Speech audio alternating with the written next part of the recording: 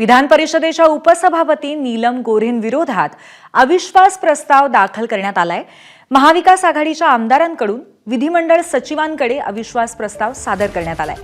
गोऱ्हेंना उपसभापती पदावरून हटवण्यासाठी महाविकास आघाडीच्या आमदारांनी सभापतींना पत्र लिहिलंय। त्यामुळे यावरून सभागृहात आज गदारोळ होण्याची शक्यता आहे। दरम्यान अविश्वास प्रस्ताव दाखल करण्यास उशीर झाल्याचीच प्रतिक्रिया उद्धव ठाकरेंनी दिली आहे।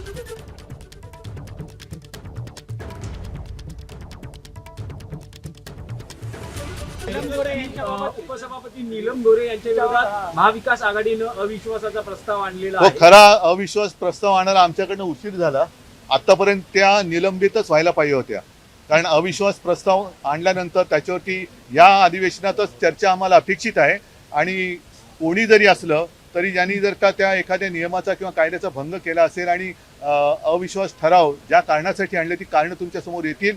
पण पक्षांतर हाही एक विषय आहे, तर मला असं वाटतं यापूर्वीचा ठराव आणला पाहिजे होता आणि मंजूर व्हायला पाहिजे होता। दरम्यान या सगळ्या प्रकरणामध्ये अंबादास दानवे यांनी सुद्धा प्रतिक्रिया दिली, आपण पाहूया। नीलमताई गोऱ्हे ज्या उपसभापती आहे त्यांच्यावर महाविकास आघाडीनं अविश्वास व्यक्त केलेला आहे।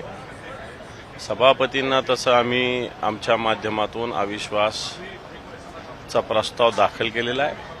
पुढचा निर्णय सभापती घेतील, परंतु नीलमताईवर अविश्वास आम्ही व्यक्त केलेला आहे, सत्य आहे। एबीपी माझा, उघडा डोळे बघा नीट।